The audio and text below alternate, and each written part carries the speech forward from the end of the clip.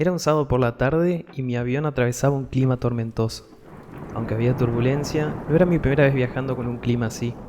Observé mi reloj, lo ajusté meticulosamente al cambio horario mientras el avión se acercaba a destino y pensé, qué suerte que al menos vamos a llegar de día. Los miembros de la tripulación comenzaron a preparar el avión para el aterrizaje y nos pidieron que abriésemos las ventanas. Y wow, sorpresa. Eran las 5 de la tarde y el día ya estaba oscuro. Para alguien proveniente de Argentina, como es mi caso, fue impactante ver cómo la noche caía tan temprano. Ese fue mi primer indicio del clima de Irlanda, que más adelante describiría como frío, lluvioso y oscuro, sobre todo en los días de invierno. Con este escenario, ya todo estaba listo para mi primer día en la ciudad de los 1000 matices, expresión que destaca la diversidad y la riqueza cultural de Dublín.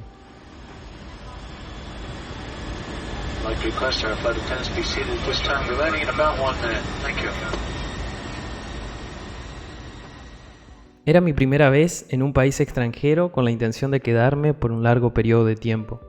Como siempre que llego a un aeropuerto, sentía nervios por las formalidades migratorias, como si tuviera algo que ocultar o como si un infortunio me fuera a recibir ni bien arribase al nuevo destino. Afortunadamente pude presentar mis documentos sin mayores dificultades y tras recoger mi equipaje estaba listo para encontrar mi camino hacia el lugar donde me hospedaría los próximos meses. En la zona de llegadas internacionales miré en todas las direcciones en busca de algún indicio de taxi. Para mi sorpresa, los carteles estaban en inglés y en irlandés. En otra situación, tal vez hubiera considerado la idea de contratar un Uber, pero sin datos ni acceso al Wi-Fi, rápidamente descarté la idea y opté por el transporte público para turistas por excelencia, el taxi.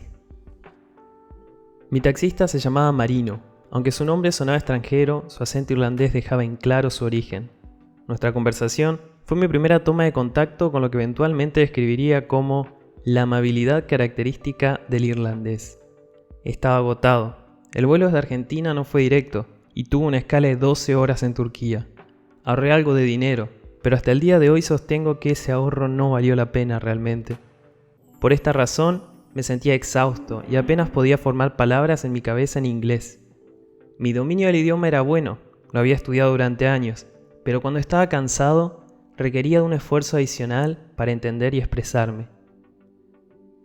El clima seguía lluvioso, la oscuridad era abrumadora y las luces parecían pequeños faroles separados por un mar de oscuridad, apenas revelando algún detalle que otro cada pocos metros. No pude tener una impresión muy amplia de la apariencia de Dublín en este primer encuentro, ya que apenas podía ver nada entre tanta penumbra. A pesar de la oscuridad y de la lluvia, las iglesias destacaban notablemente. Todas tenían un tamaño considerable y a una corta distancia entre una y otra. La densidad de estos centros de culto y su imponente arquitectura me dio la impresión de que Irlanda era un país profundamente religioso, una idea que eventualmente confirmaría. De hecho, dicho país es uno de los países europeos con mayor asistencia a los servicios religiosos. Marino, el taxista, amablemente actuó como guía turístico y no dudó en compartir datos aleatorios sobre la ciudad mientras nos desplazábamos hacia mi destino. Debo admitir, recordando lo avergonzado que me sentía en dicho momento, que al ser mi primera conversación con alguien con su acento, mi atención estaba más en descifrar sus palabras que en lo que me estaba diciendo. Los irlandeses tienen un acento que muchos considerarían uno de los más difíciles, después del escocés quizás, de entender dentro del inglés. Y debo decir que, aunque había matices y que actualmente es mi acento favorito, al principio me costó mucho entenderlo. Después de un trayecto de unos 40 minutos, finalmente llegamos a Kimmage, barrio de Dublín, donde vivía la familia con la que me hospedaría.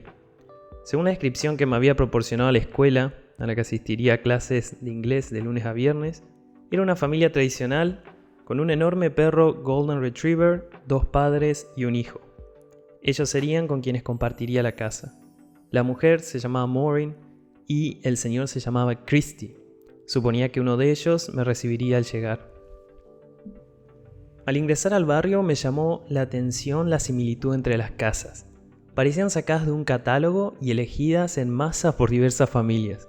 Sin embargo, una vez que llegamos a nuestro destino, las calles dejaron de seguir una cuadrícula y adquirieron una forma más irregular. Más adelante, después de perderme varias veces en los días posteriores, describiría ese entramado de calles como un laberinto. Finalmente llegamos a nuestro destino. La casa tenía todas las luces exteriores apagadas y admito que me sentí un poco nervioso porque no había hablado por teléfono con la familia anteriormente.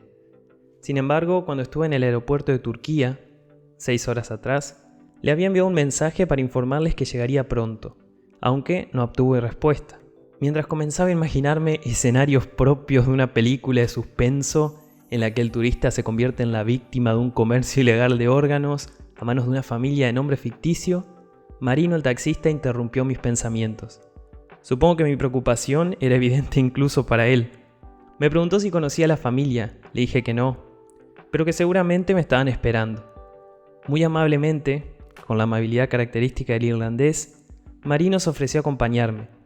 Bajamos las maletas juntos y nos dirigimos hacia la puerta de la casa bajo la lluvia. Tras golpear las puertas, Maureen la abrió rápidamente.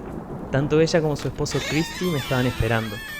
Al ver que era una familia real y descartar mis miedos absurdos sobre mi primer encuentro con ellos, Marino se despidió y mis nuevos padres irlandeses me ayudaron con las maletas y me llevaron a mi habitación. Aunque no era muy tarde, la noche había caído, hacía frío y estaba exhausto. Por eso decliné la invitación a cenar que me hicieron y mentí diciendo que ya había comido durante el vuelo. Me fui directamente a descansar.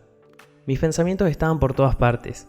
Al día siguiente tenía que ir al primer día de clases, había trámites migratorios que debía realizar relacionados con mi visa. Necesitaba ponerme en contacto con mi familia y un sinfín de tareas más. Parecía el escenario perfecto para sobrepensar todo y no dormir nada en absoluto. Sin embargo, el agotamiento del viaje finalmente se impuso a dichas preocupaciones y el sueño me envolvió, poniendo fin de esta manera a mi primer día en Dublín, Irlanda.